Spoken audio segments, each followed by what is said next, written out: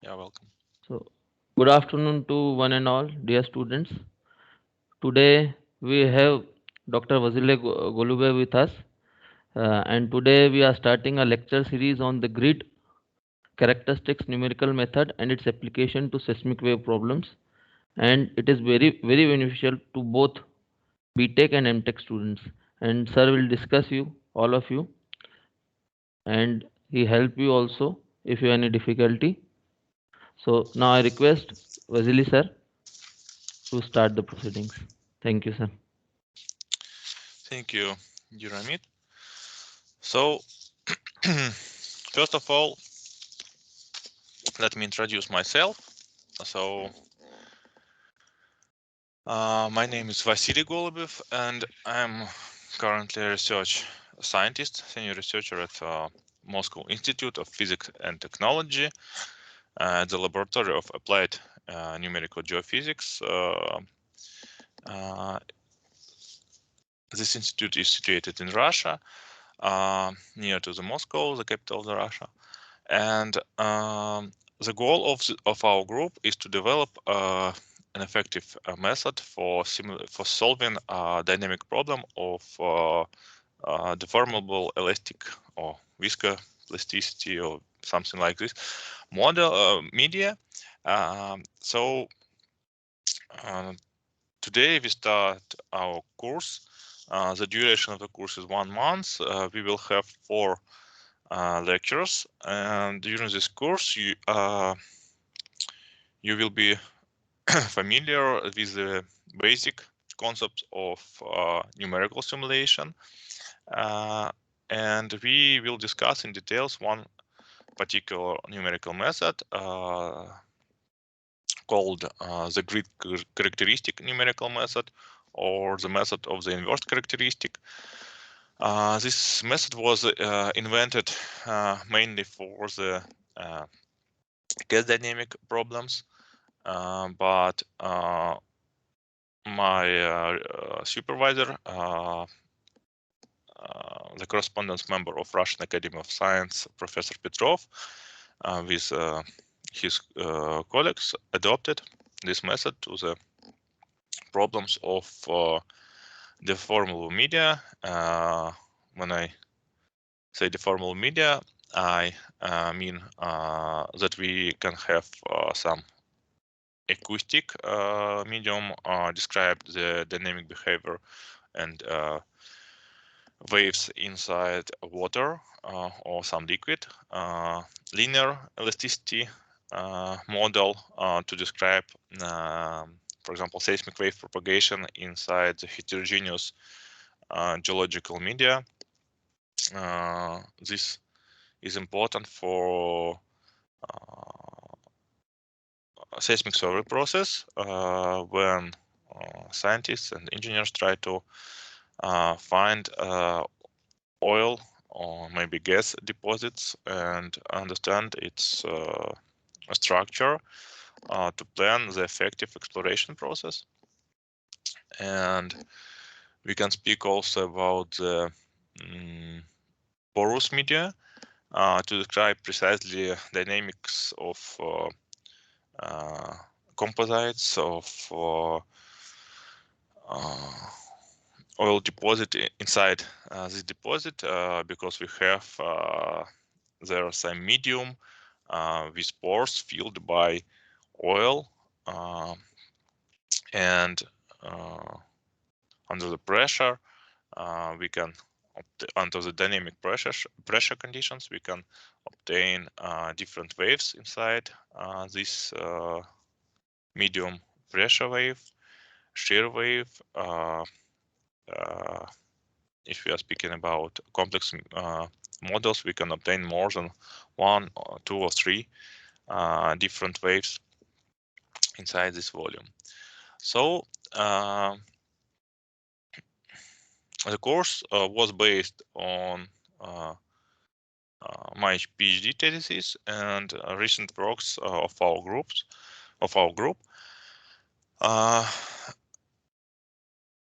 To follow this course, I highly recommend you to install Anaconda software And the main goal for this is to obtain the access to the Jupyter notebook.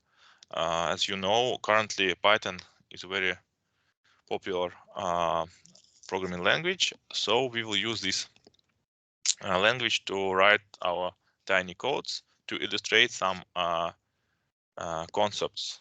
So if you have Jupyter Notebook installed, it will be enough for you. If no, please install. This software is free of charge, so you can do it. There are versions for Windows, Mac OS, Linux based system, operation system. So I hope that you will not have any problems with it. I will upload after each lecture, after each hour class, some material as a Jupyter notebook. This material, this file will contain a short description of the theory we covered, and also some practice tasks for you.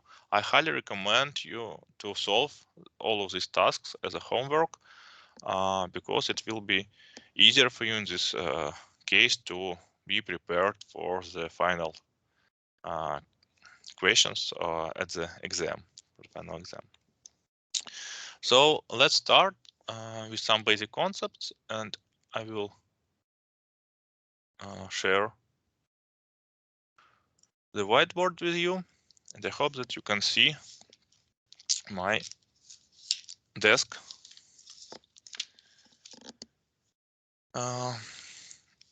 And we will start with some basic concepts. When we speak about some mathematical problem, we can say that we have some function u.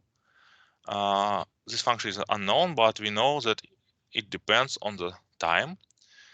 And we can say that we want to know this unknown function u as a function of time.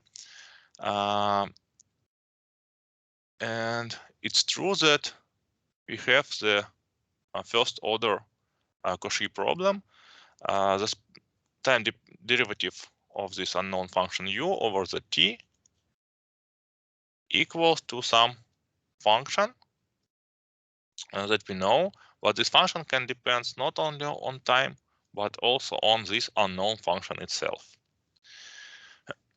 Of course, we think that we have an initial condition u0 or u at the time t equals to 0, and by definition we will introduce new notation for this value, use subscript 0. And of course we will speak about the open interval t is greater than 0. So we have this system, and we want to find the solution of the system.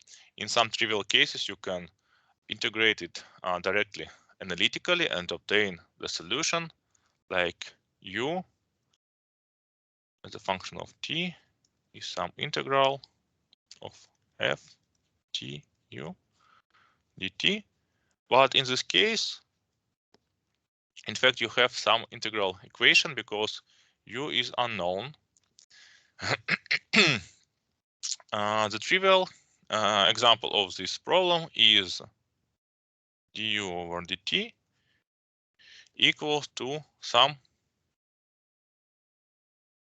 constant, like here -1 multiplied by this unknown function itself, and u at the time 0 equals to 0. We know how to find the solution of this equation.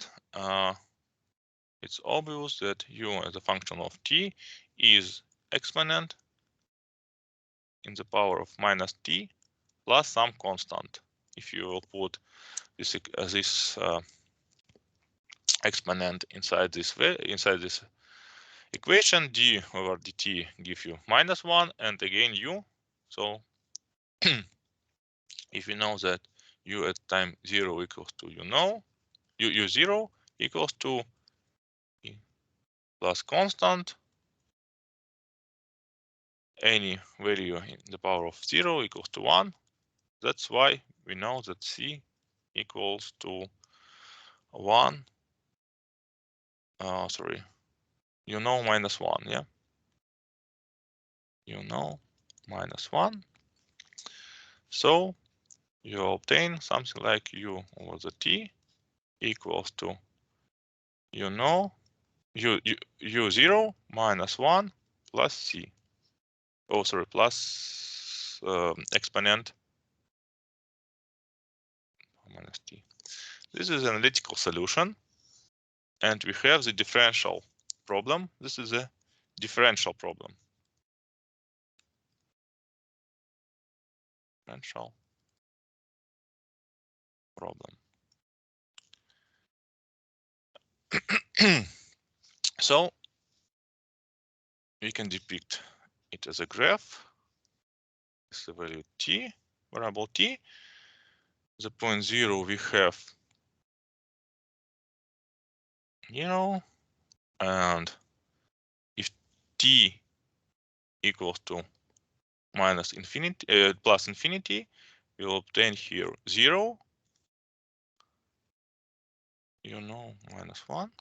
So we will obtain something like this with the asymptoty u0 minus 1. Yeah? This is the value of u. So, but what we can do if we don't know how to solve the first problem, differential problem, analytically? What we can do? We can say that we have some domain from 0 till t capital, and we will introduce here some grid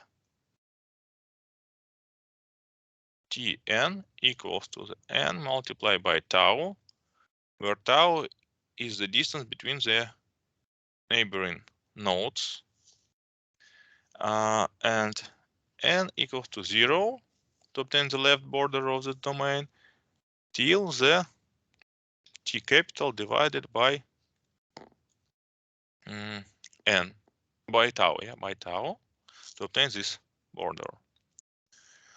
So we have this set of nodes or points, and we can say that we can project our analytical solution on this set of nodes, simply putting these nodes here and calculating the values at this intersection. Yeah. So we can say that u at the time equals to n multiplied by tau equal to the un, yeah, by definition. But to estimate these values, we must know the analytical representation of our unknown function. But what we can do, we can construct something like find difference problem.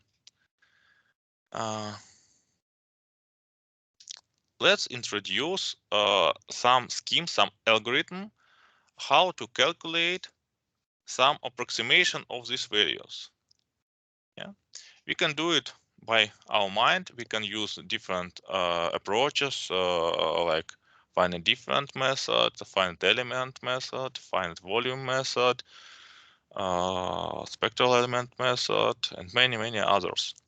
But in general, we can simply guess some iterative formula and then prove this formula will give us the correct solution of the initial differential problem, because our goal still is to solve the initial problem.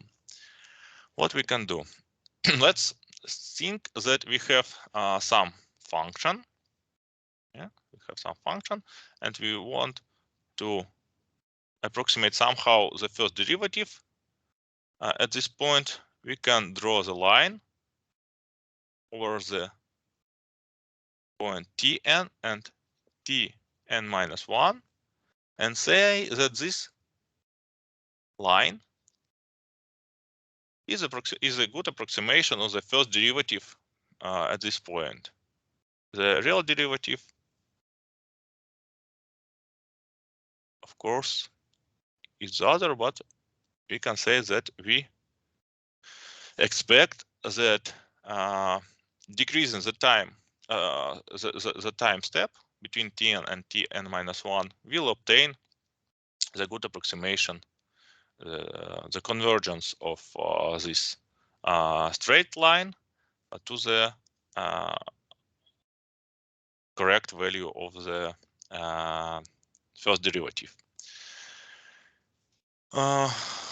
We will say that we have this equation and we have u,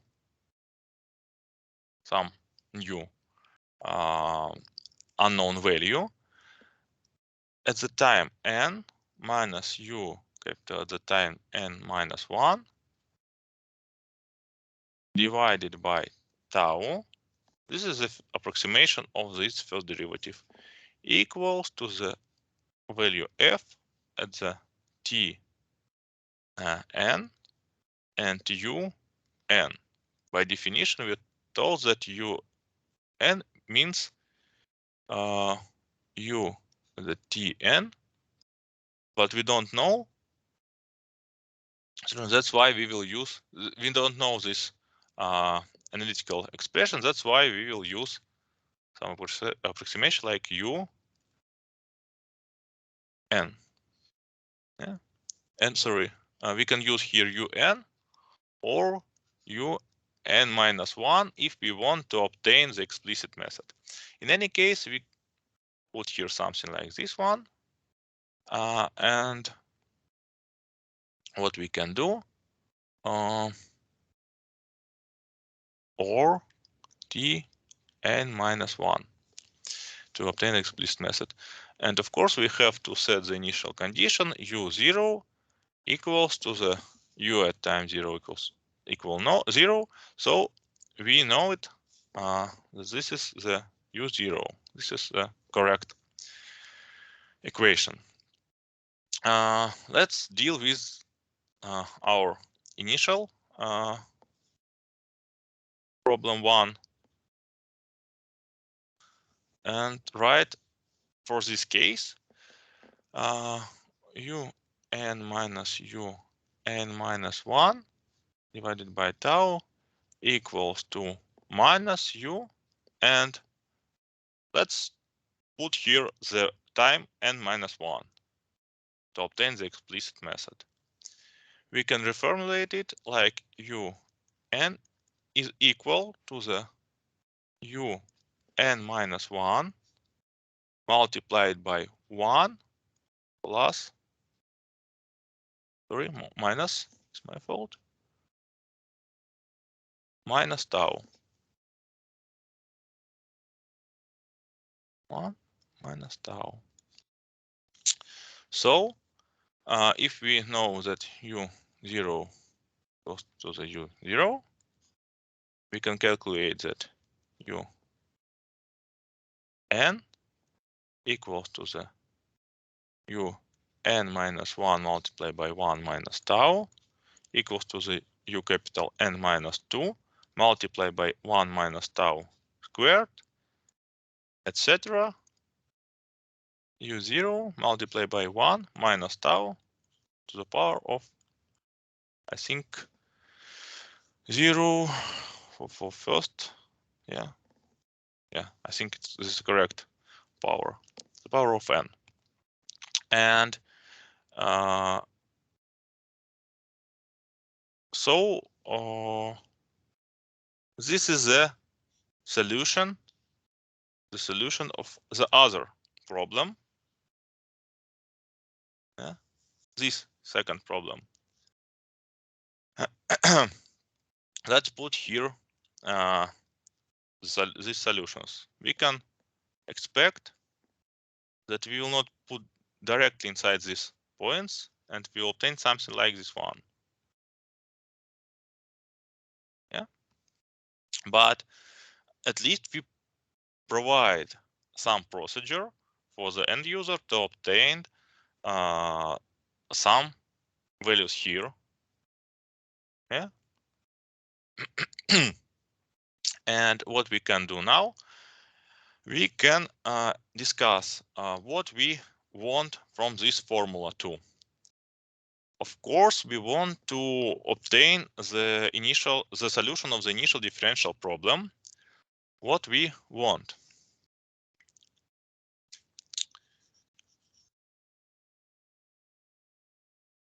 We want to obtain firstly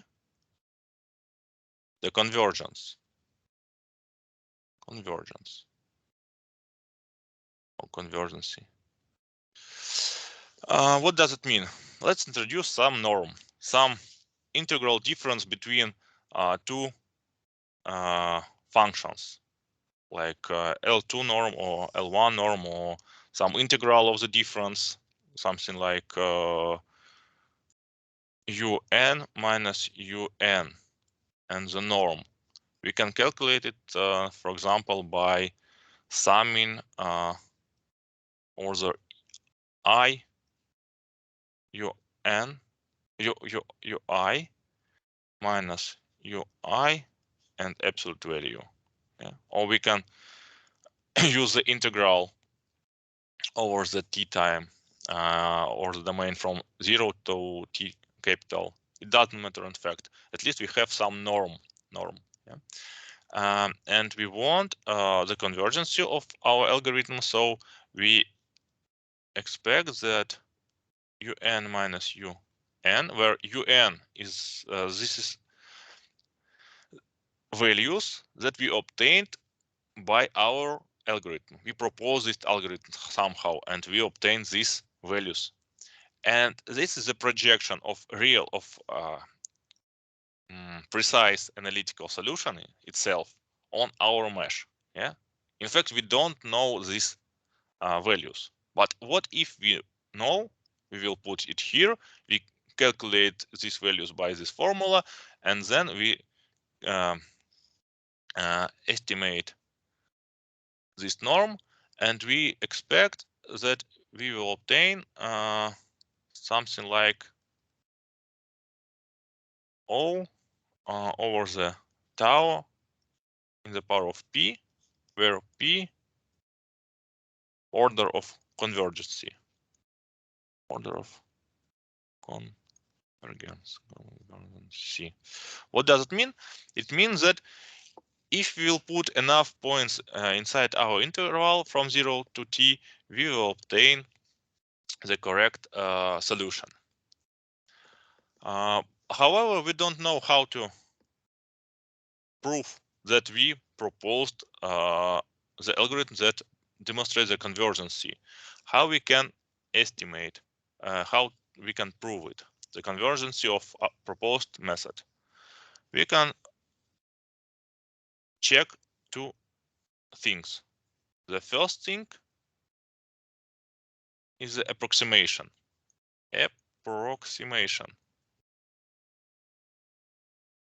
Approximation means that if we will bring the analytical solution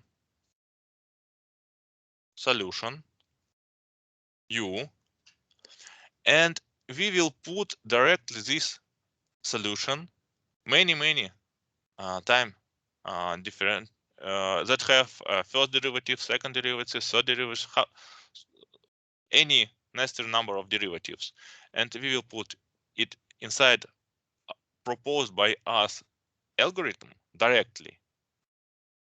We will obtain the error small enough that can be estimated by tau, the step in the power of p. So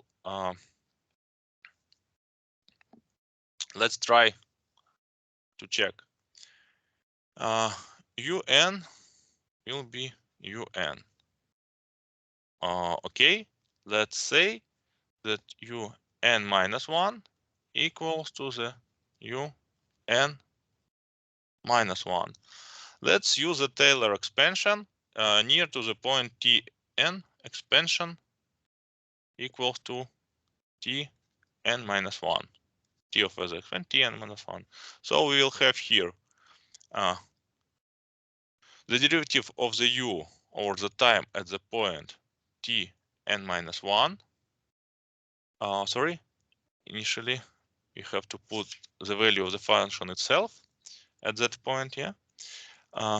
U at the n minus 1 plus u at the point, the third derivative of the point Tn minus 1 multiplied by the distance Tn minus Tn minus 1 plus O capital over the tau squared. And this is the tau. So let's calculate un minus un minus 1. This is the un minus 1 plus the third derivative multiplied by tau plus O capital also over the tau squared minus this value un minus 1. We will obtain tau multiplied by the third derivative of the time plus O tau squared. Sorry, tau squared. Great. Now we can calculate this term.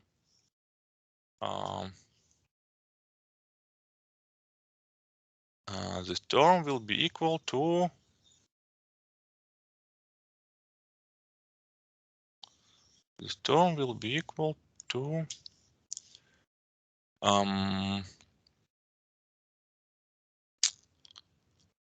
tau multiplied by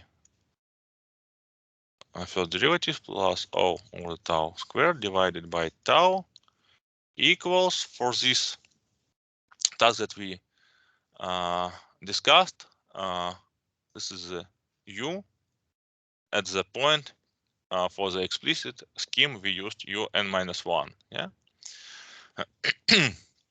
So what we have, all of these values u and first derivative of the u at Tn minus 1. So we will have all terms in the same point. T plus O over the tau equals to the u. And let's we remember the initial differential problem du over the t equals to the it's my fault, we had here minus u initially, minus u. If you compare these things and that things, you will see that the difference between these two formulas is proportional, or is approximately O over t. This is the property of our algorithm proposed. We could use the other formula here and obtain the other error term. Yeah, we can use here some special difference using u over the n minus 1 and n plus 1 to obtain the second order of approximation. But you can see that it's quite easy for us to prove that some scheme, linear scheme, has some fixed approximation order. In this case, we will have the first approximation order. But if some scheme demonstrates the first order approximation, it doesn't mean that the same scheme will demonstrate the convergency, unfortunately. The second thing is a little bit complicated. We want to have the stability. What does it mean? Stability. Stability. All of you know that if we will deal with some numerical simulation, at least we will have the error of storing our values inside the memory of the computer, according to some standard of storing values with a fixed point or float point. We will have some error connected with the representation of some value like 0, 3, 3, 3, etc. using the fixed amount of memory, 4 bytes, etc. or 6 bytes, it doesn't matter. In any case, we have the machine error precision. Yeah. So what we can do? We want, in fact, to have one interesting thing. What if we will introduce some error inside the right part of our equation? Yeah, what if we have u t equals f of t and u t equals tu plus some error of t and u. The stability means that if the error is small, the norm of the error is small. In this case, we will obtain the closed solutions obtained with our algorithm, maybe multiplied by some constant. Yeah? We can estimate the error, the difference in our solutions by the amount of error introduced. So, for example, initially we had something like this one, and after introducing some error, we will obtain something quite close. Yeah, the difference depends on the amount of error introduced in our equation. Because if our scheme doesn't have the stability, we can obtain completely different error. So fortunately, we have the theorem, the main theorem, that approximation plus stability means convergence.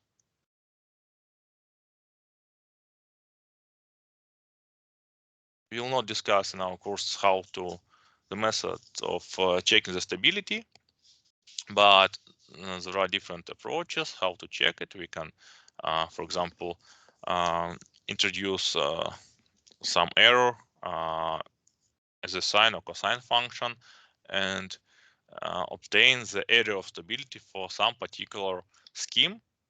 But we have to know that if you want to check the convergence of the scheme, you have to test approximation, the stability, and eventually use this main theorem. So what we have to do now?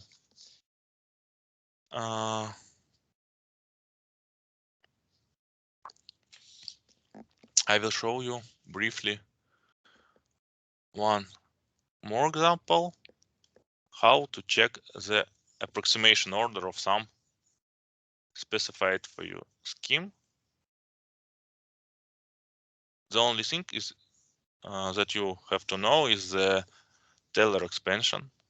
I think if you don't know this technique, you can open any classic book about the mathematical analysis and read. For example, what if we have some scheme un plus 1 minus 2 un plus un minus 1 divided by tau squared plus 3 un plus 1 minus un minus 1 divided by tau plus 5 un equal to 0. And the goal or the question of this problem is to find what equation this scheme approximates and P, the approximation order. What is the approximation order? It's quite trivial. You will choose any point. It is a good idea to use Tn point because of the symmetry of all these terms, and to write the Taylor expansion near to this point, un plus t tau plus second derivative divided by 2 tau squared plus third derivative divided to 6, yeah, 3 factorial tau cube, etc. plus O or the tau 4 to the power of 4. The same for n minus 1. The same, but with other signs, yeah. T divided by tau squared minus 6 t tau plus O as a capital T4. And we will put it here. What we will obtain, un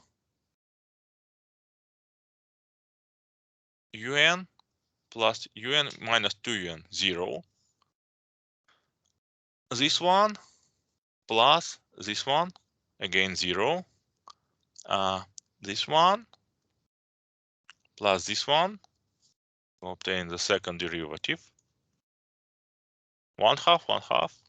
So totally we will obtain the coefficient equal to 1. If we will sum it, we will obtain 0. And here we will have O as a capital T to the power of 4 divided by tau squared. And we have the second derivative plus O t to the power of 2. This is the term this term approximates this second derivative with the precision tau squared. The same we will obtain here. It's approximately first derivative. Here we have, I think, with the second derivative. Yeah, the order of approximation of this formula is second. So finally, what we will obtain: second derivative plus 3 third derivative plus 5 u plus O capital of the tau squared equal to 0. So the answer to this question, the equation is here equal to 0. This is the answer to this first question, and the answer to the second question is here. The order of approximation of this scheme is 2. But if we can use this scheme to solve this problem or no, we don't know. We have to estimate the stability of the scheme initially. Okay, so let's continue.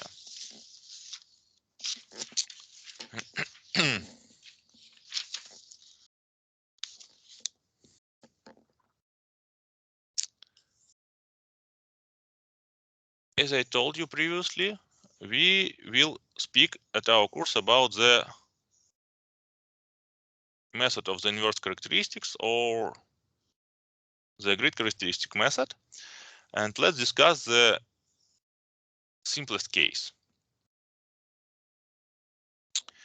If we have some small particles inside the water, and we will calculate the amount of particles at some fixed volume, we'll see that the change of the amount of particles Q inside this volume depends on the amount of particles go out of this volume and go inside this volume. So we can write this equation dq dt plus lambda dq dx equal to 0. This is the mass conservation law or something like this. And we can test that any function that depends on over a single variable x minus lambda t is the solution of the point of this equation. How we can test it? If we'll put this function here, we will obtain minus lambda q, the first derivative of the q, plus lambda multiplied by the first derivative of the q, and this is 0. So let's draw our domain. We have here x and we have here t, and if we know the value here, then x minus lambda t equal to the constant is called the characteristic line. We can calculate the tangents of this angle. This is the x minus lambda t equals to constant. Over this line, q is constant. Yeah, we have some propagation of our solution over this line. Was a transport equation with the constant lambda, we have a set of characteristics with the same angles. We have here alpha, alpha, alpha. So let's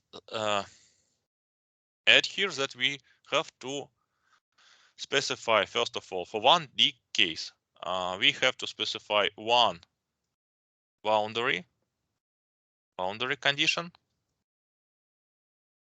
at the left side here, something like u at the x equal to 0 and t is some u boundary as a function of t. We can change over the time in the left boundary condition, but we have to provide this condition.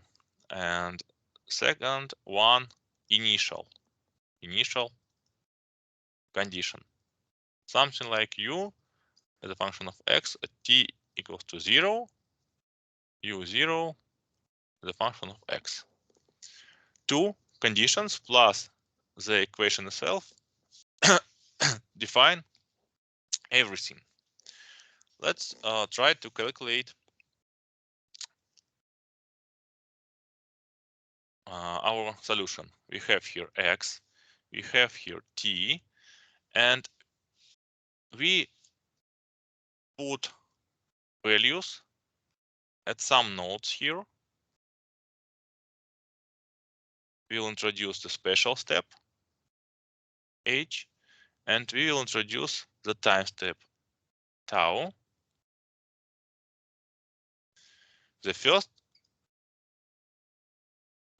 try is to go from this point at the current level, go for the tau time along our characteristic, but the angle characteristic depends on the equation itself, but our grid node positions depend on the some other things, like how many nodes we can store in, with our computer, or how fast we have to simulate our problem.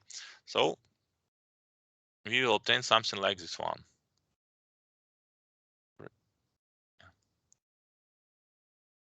And in fact, we will obtain values at some other points. some other points here, here, here. If we deal with the linear transport equation with a constant coefficient, it's okay, in fact, because we will have the same distance between characteristic lines.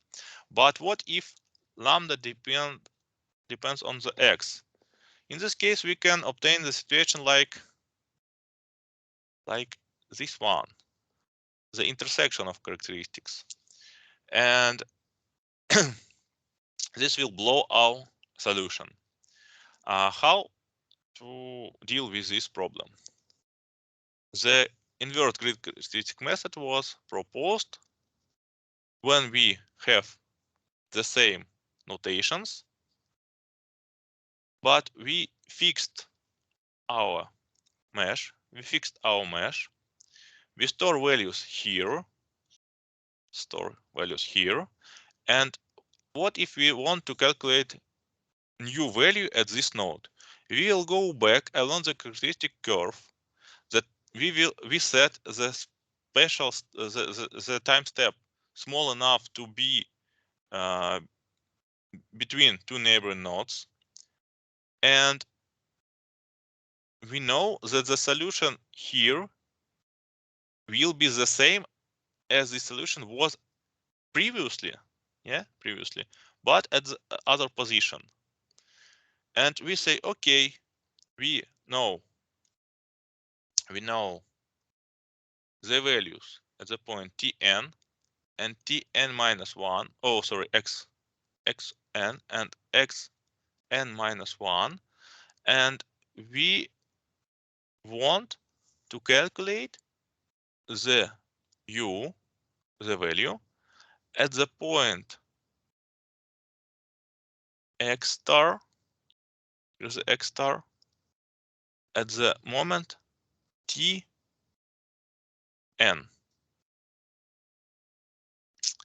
Tn plus 1, Tn plus 1. No, it's my fault. We want to calculate the value here at the point xn at the value t at the time Tn plus 1 equals to the Tn plus tau. Yeah, we want to find the value here. We know that according to this property, this is the same as the value of u at the point x star at the intersection of this characteristic and the previous time layer, and at the point Tn, and we know that xn minus lambda tau n plus 1 equal to the x star minus lambda at Tn, because we are on this line. What we can do, xn minus lambda tau n minus lambda tau equals to the x star minus lambda tau n. So x star equals to the xn minus lambda tau. This is the position of this intersection. So we can calculate initially this point. We know xn, we know lambda, the parameter of the problem, we know tau, we set this tau small enough, and we know all values here.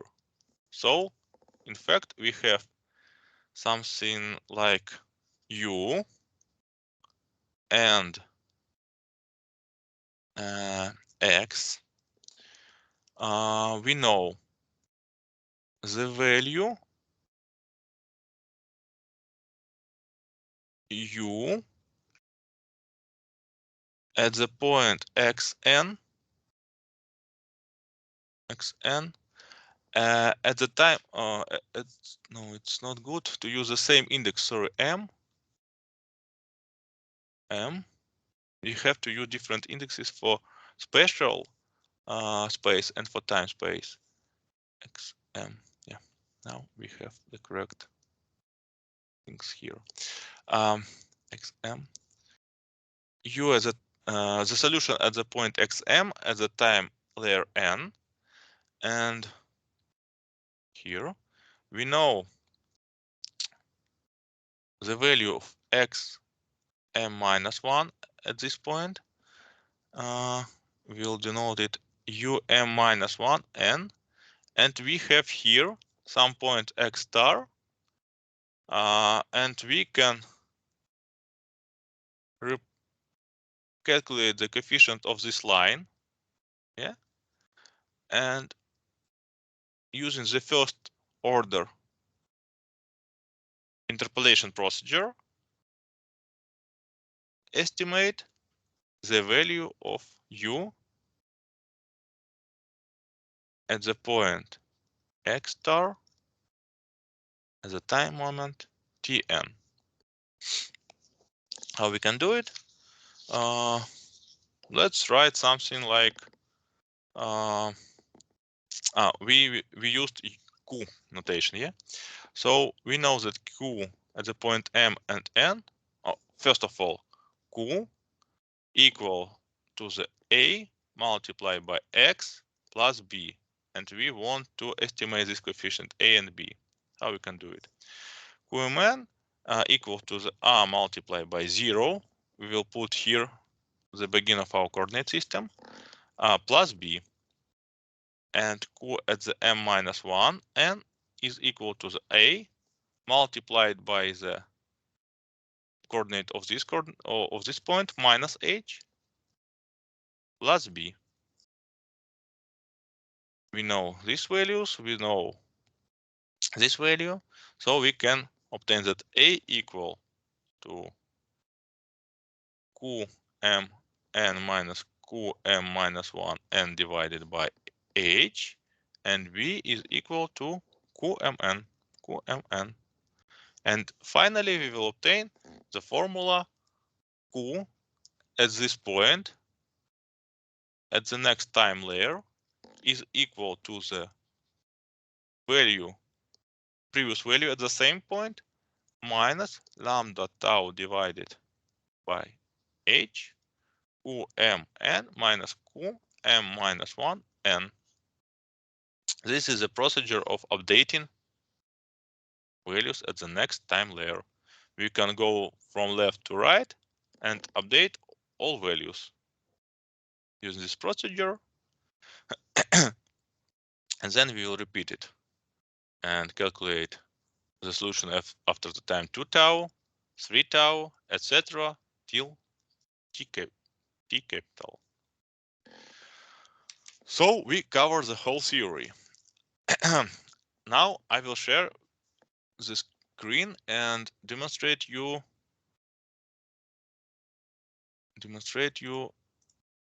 the example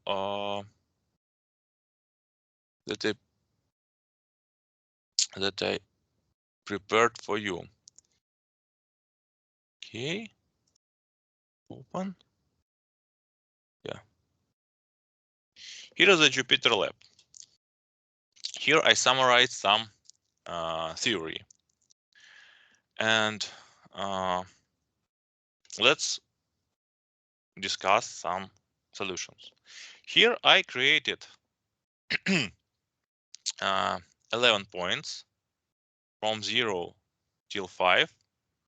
They have the same distance h, equal to the 5 divided by 10. I set the function exponent minus t, and I plot it here. Of course, at the point 0, any exponent equals to 0 or equals to 1, sorry. And at the infinity, we will have to obtain 0. So we have the asymptoty y equal to 0. So we have this dependence. And this is the analytical solution of the problem with u0 equal to 1. Okay. Now let's discuss the explicit algorithm. This is the difference problem. In fact, the correct name of the scheme is the explicit Euler scheme. How we can use it? We have this connection. So we introduced an array that represents the amount, a set of time points. Again, 11 points and 5 is the total length of our interval t capital. We calculated dt equal to tau. We created the array to store our values of the numerical solution, yeah, u capital in our notations. We set here the initial condition at the left border. At the time equals 0, we have the value equals to 1. And then we go from left to right, started from the first component of this vector and updated it by the previous value multiplied by 1 minus tau, y minus dt. And here I put the numerical solution without connecting these points with lines, because in fact, when we speak about the analytical solution, of course, we know values at any point. We can calculate it. If we speak about the numerical solution, we have to understand that we know how to calculate at some points this numerical solution, yeah. And to compare, I put it on the same graph, and you can see that, of course, the initial point is the same, but we have some discrepancy, yeah, some difference between the positions. Here, what we can do, we can put here more points, and we will obtain the solution closer, the numerical solution that is closer to the analytical solution, because the explicit Euler scheme is stable for this particular case, and will demonstrate the convergence. Here is the example how to estimate the order of approximation of the scheme, and we can also calculate manually the order, the approximation order. How we can do it? We can calculate the error for one fixed special step, for example, tau equals to 0.2, and then we can calculate the solution for the mesh with the time step 0.1, 2 times less, yeah, and we can again calculate the error, and according to this formula, we can estimate the order of the approximation of this scheme. So the estimated order is a little bit higher than 1. That's connected with the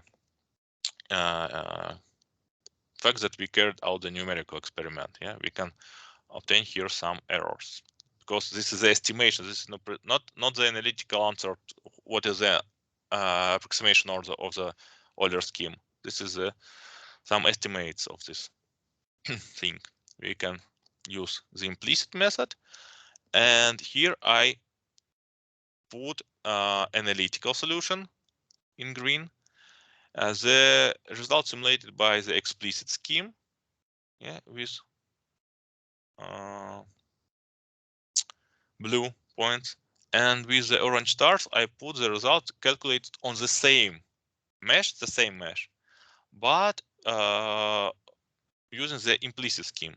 You can see that we have some differences between the answer provided by explicit scheme and implicit scheme, but in fact the total error is the same order. Implicit Euler scheme demonstrates also the first order of approximation. The main benefit is not the precision of simulation. The main benefit of the implicit scheme is the more region of stability. I will demonstrate it. Sorry, I have to run it from the beginning. Yeah.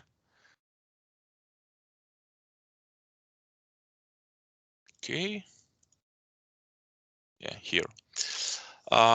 What if we have 20 points and the time domain equal to 10? Let's run it.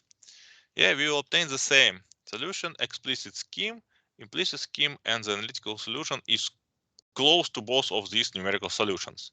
But let's reduce the amount of points. So we will increase the special step from 10 divided by 20 to the 10 divided by 6. And let's try to run it again. So we have only 6 points and the interval equal to the 10. The analytical solution, of course, is correct. The implicit scheme demonstrates the implicit the result, numerical result simulated by the implicit scheme is still close to the analytical solution. It is correct. The scheme is stable, but explicit scheme provided us the values -1, 1, -1, 1. B can see here some obviously erroneous oscillations, yeah, because if we increase the time step, we will go outside the region of stability of the explicit scheme. That's why we obtained not the solution of the initial differential problem, but some other solution. And finally, what I have to say, that this procedure that I explained to you, and theoretically I implemented as the trivial tiny code for 1D transport equation. At this cell you can see it, and initially I set the rectangular pulse here. So in this region of the domain we have constant and quite high concentrate of something, some particles, very tiny, that flow with a constant velocity by water. Yeah, and I used the periodic boundary conditions to not deal explicitly with the boundary conditions. So everything that go out of this domain go back from this side. And after the whole period, you can see the numerical solution obtained. In fact, if I will put here more nodes here, something like this one, we will obtain the solution that is closer to the initial one, because analytically we have the concentration, we have the conservation of the mass, so we analytically we have to obtain the same profile, yeah, again the rectangular, but due to the errors introduced by the first order of convergency of our scheme, we obtain here some errors. But if we'll put here more and more points, we will obtain closer and closer profile of this solution. Okay, so I think that now we have to stop. Yeah, and what I have to say to you, I put here some tasks.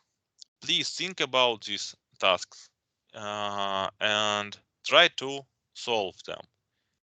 I will upload after our class this file to the cloud storage that you have the direct access to this cloud storage. Okay, I will stop the demonstration. Thank you for your time. Thank you, sir. Students, if you want to ask something, what you feel, or do you have any problem, then you can ask. Yeah, and I hope that Amit will share with you the video record of this lecture. Yeah, so I Yes, highly yes. recommend to watch it again. We will upload it by tomorrow only, sir. Okay.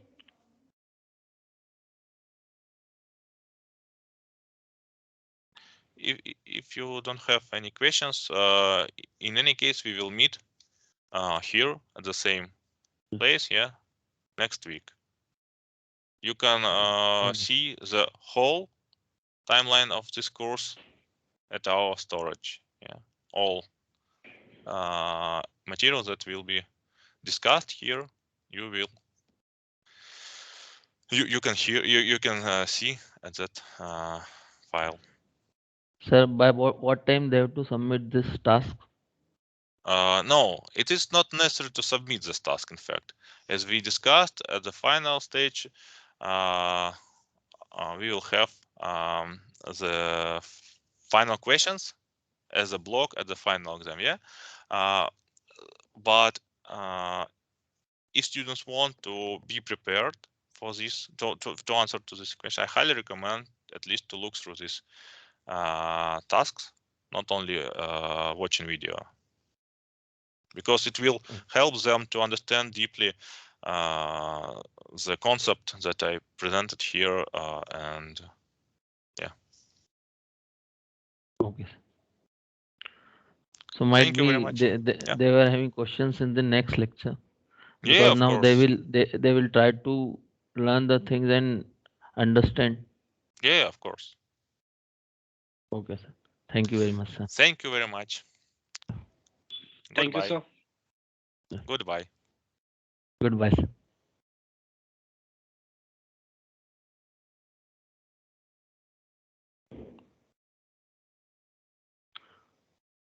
So participants, students, do you have any problem?